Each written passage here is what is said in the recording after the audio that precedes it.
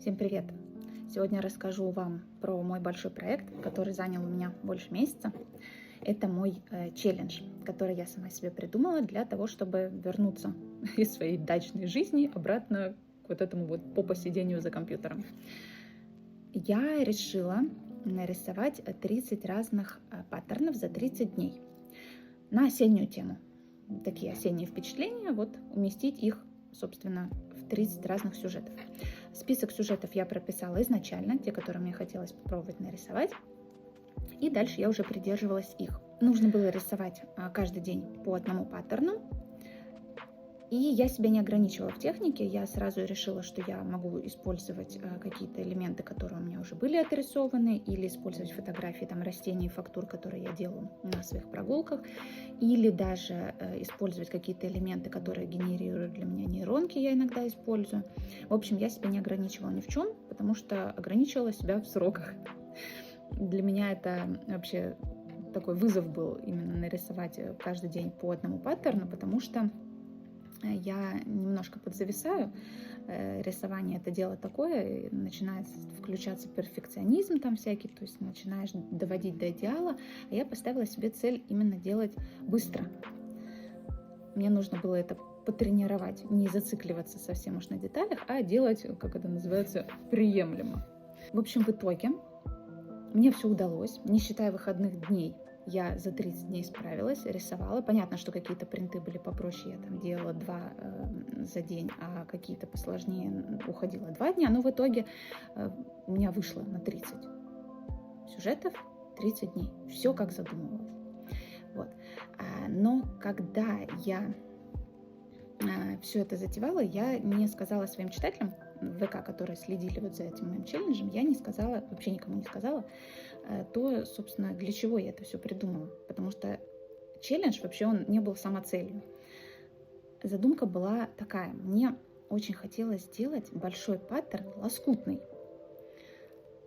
Вот как покрывало, вот эти классные. Я очень люблю, до сих пор вот скучаю по вот этим своим швейным делишкам, именно собирать большие покрывала из разных лоскутков, потому что это такая своего рода медитация, и ты вкладываешь смыслы, подбирая и сочетая лоскутки именно определенным образом. В общем, это все очень здорово, я поэтому соскучилась и решила поскладывать лоскутки хотя бы виртуально, хотя бы цифровые, отрисованные.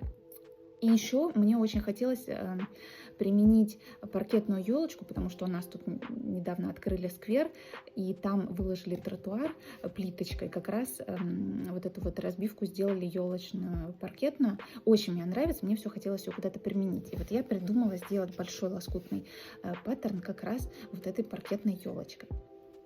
Некоторые сюжеты выходили из-под контроля, например, тыквы. Я думала сначала нарисовать просто какие-нибудь акварельные тыковки, красивенько, что-нибудь такое, но в итоге я сгенерировала в нейронке отдельные тыквы, сложила из них паттерн, и эти тыквы у меня были хэллоуинские, вот эти вот джеки с вырезанными глазами и ртами, и потом я даже узнала, что можно оживлять картинки, и сделала из них клип к Хэллоуину как раз с вот этими вот ожившими тыквами. Получилось очень симпатично. Какие-то сюжеты, например, клубочки или подсолнухи, там изначально не предполагалось никакой живности, но почему-то она как-то появилась в процессе, не знаю почему. Клубочком сообразились ласки, к перцам, например, ежики, и получился такой симпатичный принт для какой-нибудь мужской, может быть, одежды или аксессуаров. Подсолнухи просто так мне тоже не хотелось рисовать. Я сначала их нарисовала жухлыми, потом поняла, что все-таки немножко яркости не помешает, и добавила птичек. В общем, интересно было в процессе то, что возникало то, на что я даже не рассчитывала сама. Это было здорово. Что мне дал этот челлендж? Во-первых, я потренировалась рисовать быстро и рисовать разные. Кроме того, мне удалось за счет такого большого количества отрисованных принтов хорошенько наполнить свой магазинчик, где я их выставляю для того, чтобы люди могли заказать с ними ткань или готовые изделия, в общем, чтобы желающие могли эти принты покупать и печатать на чем хотят. Это тоже очень здорово, потому что за счет того, что некоторые принты классно смотрелись в разных расцветках, у меня по итогу получилось не 30 разных принтов, а штук, наверное, под 70, может даже больше. Вот за счет разных расцветок. Это тоже классно. В общем, пополнила свой ассортимент. Меня это очень радует. Сам лоскутный паттерн мне тоже очень нравится. Мне кажется, вот он получился именно таким, каким должен был быть. Наложила его на макапы. Это картинки там вот интерьерные или всякие предметы, на которые можно наложить твой узор и посмотреть, как он будет выглядеть на готовом изделии. В общем, на покрывалах смотрится шикарно. Прям такие осенние, уютные, фиолетово-оранжевые, вот как я и хотела. И яркие, и немножко приглушенные. И мне кажется, что такое покрывало, например, было бы очень здорово разглядывать.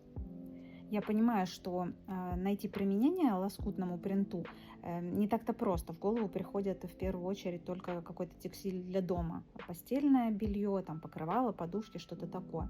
Но ведь сейчас довольно популярна и одежда из лоскутов. Это всякие теплушки, телогрейки, всякое такое. А мне вообще в голову пришла юбочка лоскутная, причем из ткани с атласным блеском. Сделать такую юбочку именно из кусочков, из лоскутков, практически невозможно, потому что атласные ткани, они очень скользкие, а лоскутки, мало того, что их должно быть много, и это будет много стыков, много уголочков, в общем, технически это довольно сложно воплотить, кроме того, будут припуски на швы, которые будут видны с изнанки.